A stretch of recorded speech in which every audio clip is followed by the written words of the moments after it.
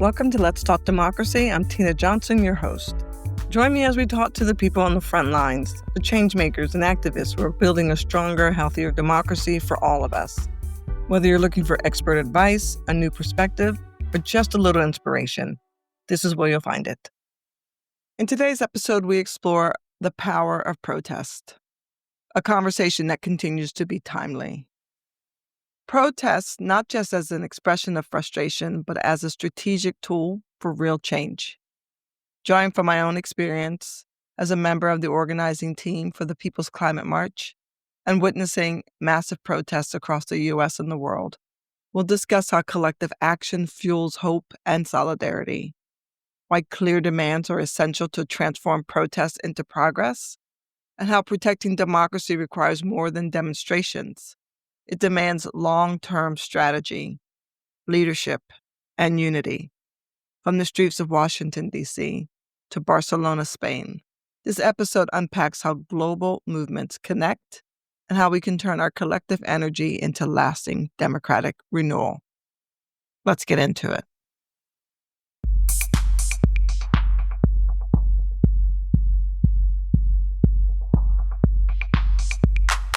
Protests are not just spontaneous acts of anger or frustration, but they are a vital strategic tool for change. One of the most powerful tools available to people in a democracy.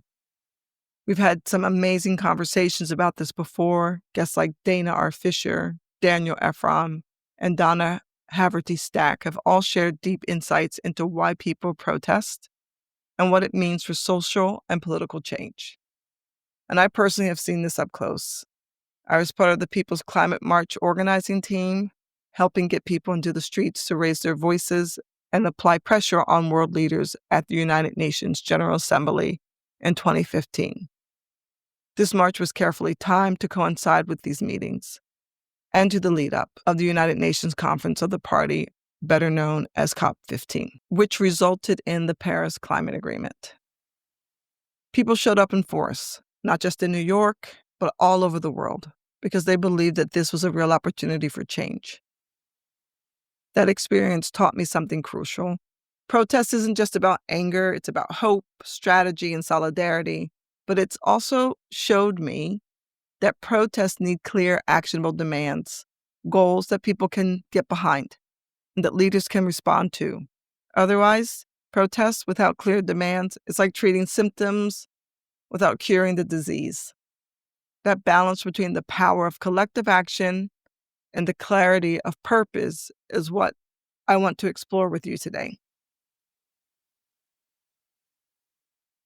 In March 2025, I was back in Washington, D.C., and this was when new protests were just beginning to emerge across the country. This was the beginning of the 50-51 protest. As people were responding to the wave of executive orders from Donald Trump and the first phase of DOGE cuts, the mood was uncertain. People were overwhelmed, and many people felt like they had whiplash from just the quick succession of crazy things that were coming from the Trump administration. And somehow I found out about a protest that was happening, and my partner was with me. So we attended this protest, and it was fantastic to be there. And my partner said, it's great to see people out. But where is everyone else? Why is it so small? I expected it to be bigger. At that point, the protest felt like the early tremors of something bigger. I think people just were getting used to what actually was happening, what was going on, what the effects of what was happening were on their individual lives. The first No Kings protest happened on June 14th. Those tremors had become a wave. The protests grew across states, cities, communities, and in size. And then came October 18th, the No Kings protest. It was a historic moment. People will be talking about this. It will be studied, referenced throughout history. I'm certain of this. Because people took to the streets in every single U.S. state. Many of these states had multiple events. And then there were solidarity protests erupting in countries like Australia and Japan. In total, over 2,700 protests and more than 7 million people. The largest protest against the sitting U.S. president in American history. This wasn't a moment of isolated resistance. It was a unified national and global outcry against the policies and democratic backsliding of the Trump administration and the Republican Party's unwillingness to uphold the democratic values and principles of the United States. So what I know, and many of us are learning or already knew, protests matter. They matter because it breaks down the isolation. I remember the energy of the Women's March in Trump's 1.0 term in office. The feeling that even though things were hard, people felt like, okay, we're not alone. Throughout American history, real change has come when people have united and spoken out, when they force those powers to respond not to their own desires, but to the demands of the people. Sometimes we win, and sometimes we lose. But protest is civil discourse. It's the pressure valve of democracy. It is the people exercising their democratic voice when their leaders stop listening. And in this moment, protesting the actions of the Trump administration, his authoritarian rhetoric, his attacks on democratic institutions, his disregard for civil rights is not only justified, it's essential. This moment represents more than just resistance. It shows the vital role protest plays in defending American democracy. Collective action provides not only a sense of purpose, but also a profound sense of solidarity. No one has to face injustice alone, and no one should. And yes, I've seen the Trump response with the mockery he created using AI-generated video of himself in a fighter jet, dropping human feces on protesters. A video publicly supported by House Speaker Mike Johnson. This isn't just offensive, it's a clear rejection of democratic dissent. It shows how far some Republican leaders are willing to go in suppressing opposition and embracing authoritarianism by saying that this kind of response to the outcry of American citizens is a good look or acceptable. This kind of rhetoric and endorsement from high-ranking officials is not just vulgar, it's a disturbing signal that large parts of the Republican Party no longer support the democratic process when it challenges their power. So I say if protest is the pressure valve of democracy, then voting is the act that pulls us from the edge, not the release, but the redirection, the moment where we choose to repair and reimagine, not rupture, democracy.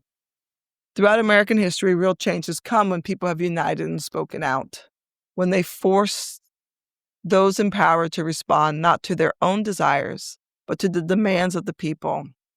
This moment is different than anything we've seen in recent memory. It's no longer one community under attack or one issue that impacts a particular group that is under attack. It's now Black issues, women's issues, migrant issues, union issues, LGBTQ plus issues, senior citizen issues, farmer issues, or small business issues. It's an American issue. All at once, the American citizen is under attack. Millions of people from all walks of life now feel the same pressures, the dismantling of rights, the threat to livelihoods, and the betrayal of what they believe the United States to stand for. I think today there's a growing collective understanding of Dr. King's words. Injustice anywhere is a threat to justice everywhere. What's happening in the United States right now echoes a much larger global pattern. We are not alone in this fight. I say this often on this podcast. This isn't just an American issue. Around the world, people are rising up against systems that silence, suppress, and control. From Brazil to Hungary, from India to the UK, we're seeing democratic institutions under attack. media freedoms curtailed, and authoritarian rhetoric becoming normalized. Barcelona, Spain, this summer, where a protest took place to no longer have a monarchy, right in front of a municipal government building where the King of Spain was visiting for official duties.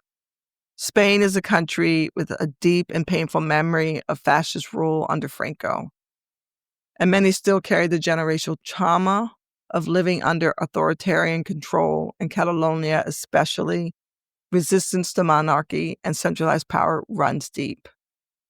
What struck me was the mix of young and old marching together, shoulder to shoulder. And I asked one group, "Why are you protesting?" And several responded simply, powerfully, "No queremos un rey." We don't want a king. The September 6th anniversary of the Iranian resistance, they've been resisting for 60 years. I was there as an observer, where tens of thousands gathered to celebrate and to lift their voices from across the Iranian diaspora, asking for a free and democratic Iran. In Barcelona, it wasn't just about one monarch. In Brussels, it wasn't about the supreme leader. It was about rejecting systems that place power over people. It was about demanding a voice, a vote, a future built on freedom, representative governance, not fear. That, in essence, is what connects us. Wherever we are in the world, whether we're marching for climate justice, for voting rights, human rights, or against corruption, the core message is the same. We will not be ruled. We will be represented. Authoritarianism doesn't recognize borders, and neither should the fight against it. That's why movements for democracy, justice, and human rights must be internationalist in spirit. We have so much to learn from one another, from Hong Kong's umbrellas to Chile's feminist uprisings, from Poland's reproductive rights protests to Nigeria's #EndSARS movement. When we understand that our struggles are connected, we become stronger. When we organize in solidarity, not just locally but globally, we remind authoritarian leaders everywhere, you are not the future. We are. I've heard and seen people commenting and asking what's next, or being critical of the efficacy of the protest, if it really accomplished anything. I think a better question is, what do we do with this collective awareness? Because while protest is vital, protest without clear demands is like treating symptoms without curing the disease. We risk mistaking the feeling of action for actual change. If we want to heal the system, not just react to its failures, we need more than resistance. We need a strategic movement. Because protecting democracy isn't just about stopping authoritarianism. It's about building the systems that prevent it from taking root again. How do we ensure this movement leads not just to a moment, but to a transformation? Here's how we do it. First, and I said this in the last podcast, define the threat and the vision. Define the threat and the vision. We face real threats: voter suppression, judicial overreach, disinformation, and political violence. But our response must be more than opposition. We must articulate a vision. Equal access to voting, independent courts, transparent government, representation for all. 2, set specific demands. Movements must fight for concrete policies. Restore the Voting Rights Act. Pass the John Lewis Voting Rights Advancement Act. End gerrymandering and dark money. Protect election workers. Reform the Electoral College and Supreme Court. 3, invest in local infrastructure. Change happens locally. School boards, city councils, election commissions. We need canvassing teams, legal aid, year-round organizers, digital civic tools. 4, mobilize voters and protect elections.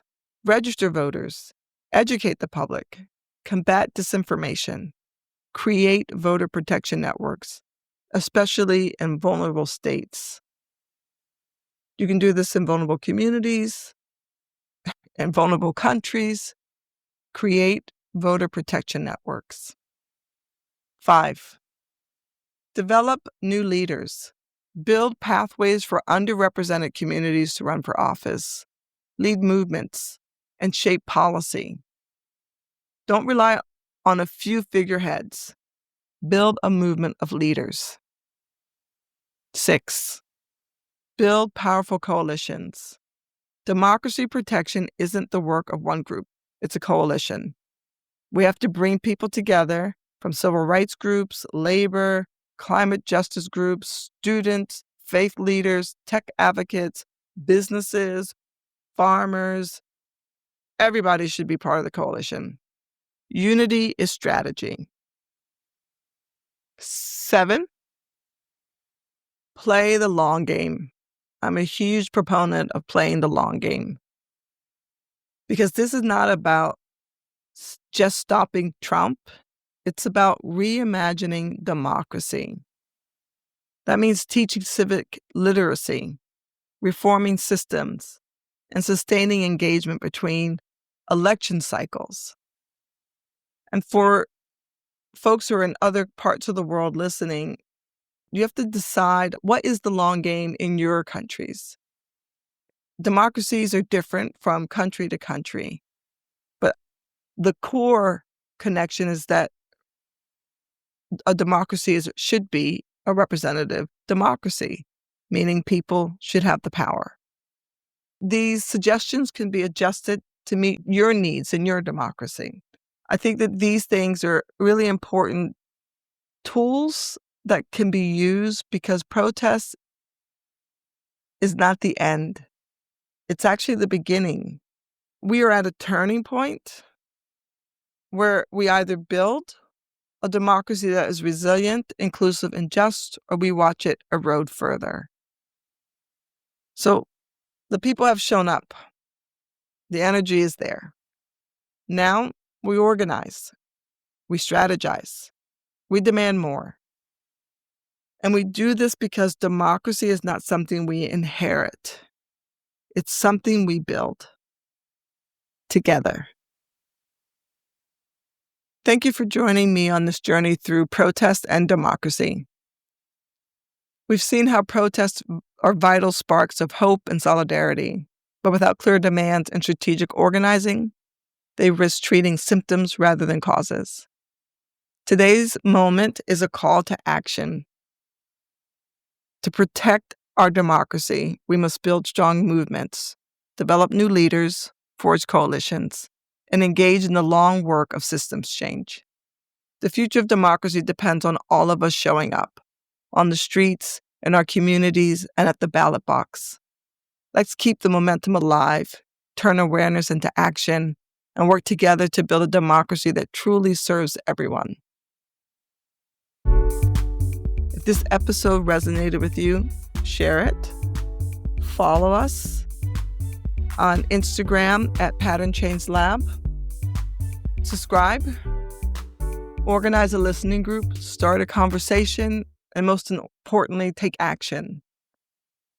Until next time, stay aware, stay active, and let's keep building a democracy that works for all of us. Talk with you soon.